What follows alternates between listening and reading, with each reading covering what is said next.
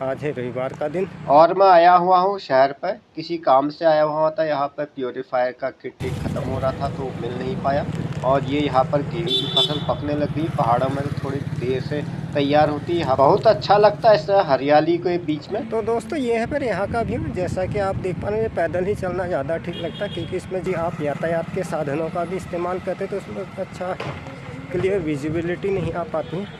और ये है कुछ साइन बोर्ड, कुछ समय पहले यहाँ पे हुए थे इलेक्शन, और ये हैं उनके कुछ लगे हुए होल्डिंग्स वगैरह। और तो इस तरह से मैं जाते रह रहा हूँ। और ये एरिया हमारा आ जाता है। आज है रविवार का दिन और तारीख है 16 फरवरी 2025। दोस्तों जब ये वीडियो आपके पास सर्व होगा तो एक दिन में भी ज़्यादा भी लग सकते, मे बी 17-18 तक भी रिलीज हो जाएगा। तो इस तरह से मैं आया हुआ था। हालांकि मेरा रेगुलर आना हो नहीं पाता है, लेकिन जब भी समय मिलता है, महीने 3 महीने में या 2 महीने में, मैं आ ही जाता हूँ। कोई भी आवश्यकता, मेन मार्केट हमारे यहाँ की यहीं पर है। तो जो सामान हमें अपने विलेज में नहीं मिल पाता है अथवा तो ये है फिर यहाँ का व्यू। जैसा कि आप देख पा रहे हैं, ये तो मैं यहाँ से अब निकल जाता हूँ, थोड़ा सा समय भी कम है। तो I am walking on the way right now. नहीं मिल पाया क्योंकि कुछ मॉडल होते हैं जो कंपनी में बदलते रहती है। मैंने अपने जहाँ पर मैं रहता हूँ गांव में, वहाँ पर भी पता किया था। उसका भी ये कहना था कि इस मॉडल का प्रोडक्ट आने बंद हो गए, तो वापस होम टाउन की तरफ। और मैं इस तरह से पैदल चलते चलते जा रहा हूँ। तो मैं अब निकल चुका हूँ, और ये है सड़क का भी और मौसम का भी। बस ये तो इस तरह से जो हमारे घर में वाटर प्योरीफायर वगैरह लगे होते हैं, ये उसका एक्वागार्ड वालों का ही है। हमारा हालांकि यूरिका फॉक्स का है। मैं उसी यूनिट पर आया था, लेकिन कई बार क्या होता है, कुछ प्रोडक्ट कंपनी भी बदलते रहती है। जैसे कि अगर आज की डेट में आप ब्लैक एंड वाइट मोबाइल अथवा ब्लैक एंड वाइट टीवी मरम्मत कराना चाहे तो नहीं होगी, क्योंकि इसके स्पेयर पार्ट होते ही नहीं है। इस तरह से हमने भी खरीदा था लगभग 2 साल पहले। अब वो मॉडल आउट ऑफ डेटेड हो गया, किट वाले अब आने बंद हो गए, ऐसा कहना था। इसका खैर था लोकल में ही पता करूंगा कि अब पुराने देकर नया मिल जाता, लेकिन उसमें ये लोग वैल्यू कम ऐड करते। जो भी हुआ, क्या ही किया जा सकता है। पे इस तरह से मैं आ गया था। ज़्यादा देर रुकने का समय भी नहीं मिल पाता है।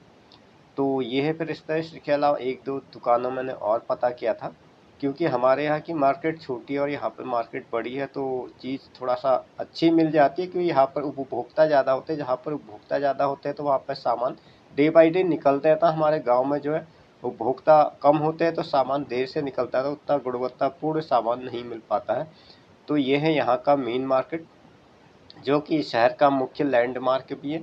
एकमात्र रेड लाइट यहाँ पर है चौराहे पर, और ये रास्ता निकल जाता है।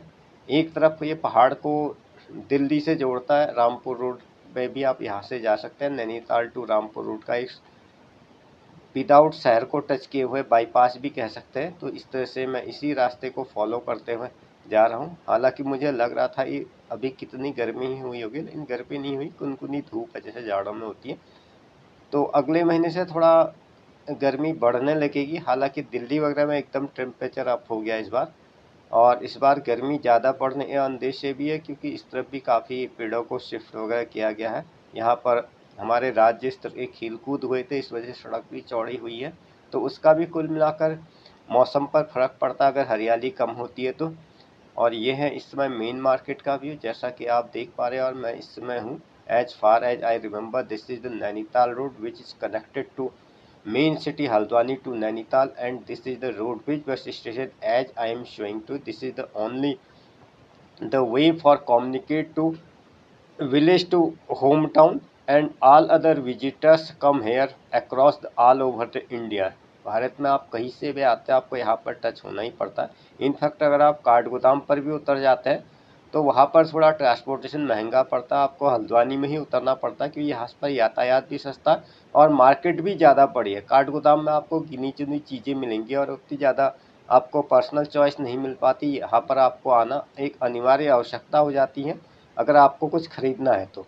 और ये है हमारे यहाँ जाने का रास्ता। ये कोई भी हमारे, अगर हम इतिहास के हिसाब से भी देखते, जितनी सारी सभ्यताएं विकसित हुई है वो नदियों के किनारे से हुई है। तो रिवर बैंक से होते हुए हमारे घर की तरफ को ये रास्ता निकल जाता है, और नीचे बहती है गौला रिवर, जो कि शहर के बड़े भूभाग को पानी, सिंचाई और पेयजल की व्यवस्था सुचारू रूप से चलते रहती है इसी के द्वारा। और यह पानी हमारे ही भीम सरोवर से आता है, कुछ पानी इसमें नैनीताल लेक से आता है, कुछ पानी एक कलसा रिवर भी है, इसमें 2-3 रिवर एक जगह पर जा कर के संगम हो जाता है, तो ये आगे गौला रिवर में कन्वर्ट हो जाती है और यह मुख्य जरिया होता है यहाँ का।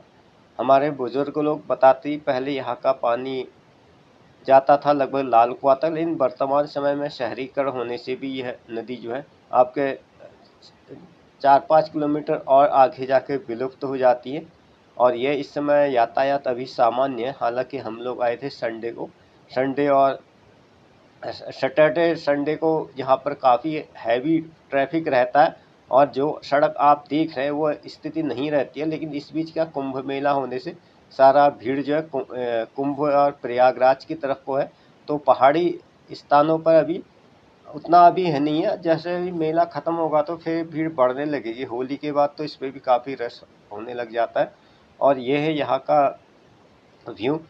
Dear viewer, I would like to thanks once again for your kind attention for my videos and your commitment. Your commitment is helpful for me. It may improve our video quality and video content also. प्रिय दर्शकों, आप जो भी मेरे videos पर views देते हैं, comments देते हैं, उन सभी के लिए मैं आप सभी लोगों का अति आभार व्यक्त करना चाहूँगा। हालांकि मेरे वीडियोज उतने रेगुलर नहीं आ पाते, कुछ मेरी निजी व्यस्तता भी हो जाती है, कुछ मेरा इतना घूमने फिरने का काम होता भी नहीं है, बस ऑफिस से घर से ऑफिस होता है, कभी एग्रीकल्चर संबंधित वर्क हो जाता है, जो भी होता है उसको एज वीडियोज़ के फॉर्म में एडिट करके मैं आपकी सेवा में प्रस्तुत करता हूँ। आप लोगों के द्वारा काफ़ी अच्छा रिस्पॉन्स मिलता है। फिर ये है हमारे पहाड़ की तरफ जाने का रास्ता और यहाँ से हम अपने पहाड़ की तरफ आ जाते हैं और यह इसके बाद हो जाती है चलते चलते शाम। तो रात की ही बस यहाँ पर एकमात्र साधन होता है अगर आप आना चाहते हैं, तो वापस आने में थोड़ी दिक्कत होती है। जाते समय जो रेगुलर बस सर्विस यहाँ से अवेलेबल होती है और यहाँ से पहाड़ आने शुरू हो गए, जैसा कि आप देख पा रहे हैं। These are many full of many ups and down. एक तरफ पहाड़ आने शुरू हो जाते हैं और दूसरी तरफ गहरी खाई आना शुरू हो जाती है। इसमें थोड़ा ड्राइव करना थोड़ा केयरफुली भी रहता है। खैर अभी तो उतनी समस्या नहीं है क्योंकि एकदम सड़क एकदम साफ़ है और एक यहाँ से हरियाली बड़ी अच्छी दिखाई दे रही है। लेकिन अब पेड़ भी धीरे धीरे अब यहाँ की भी कम होने लगे हैं क्योंकि मानव संसाधन, मानव हस्तक्षेप और मानव जनसंख्या के बढ़ने से सभी चीज़ों में फ़र्क पड़ता है। And this is the inside of roadways bus as I am showing to you. This is the night view. पहुँचते पहुँचते रात हो ही जाती है, तो इतना समय लग ही जाता है पहाड़ की यात्रा में। इनफैक्ट अगर आप मान के चले जितनी देर में आप यहाँ से 60 किलोमीटर चलते हो उतनी देर में पहाड़ का 30 किलोमीटर पड़ता। हमारे गांव से शहर की दूरी 30 किलोमीटर है राउंड अबाउट, मगर आप मान के चलो उतनी ही दूरी को अगर आप शहर में चलते हैं तो वो लगभग 60-70 किलोमीटर पार हो जाती। पहाड़ी एरिया पे थोड़ा कर्व ज़्यादा होते हैं और मैनी अप्स एंड डाउन्स होते हैं, तो इतना समय लग ही जाता है। इसके अलावा कुछ लोग सामान भी लेकर चलते हैं और ये इस तरह से मैं बैठा हूँ बस में। तो आज के लिए बस इतना ही है, मिलते हैं अगले ब्लॉग।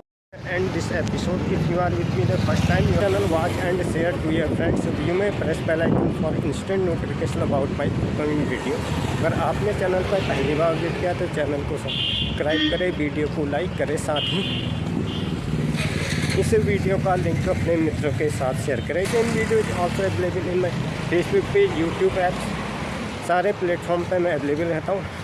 वीडियो में अंत तक बने रहने के लिए आप सभी का धन्यवाद। मिलते हैं अगले एपिसोड में, तब तक के लिए goodbye and have a nice day.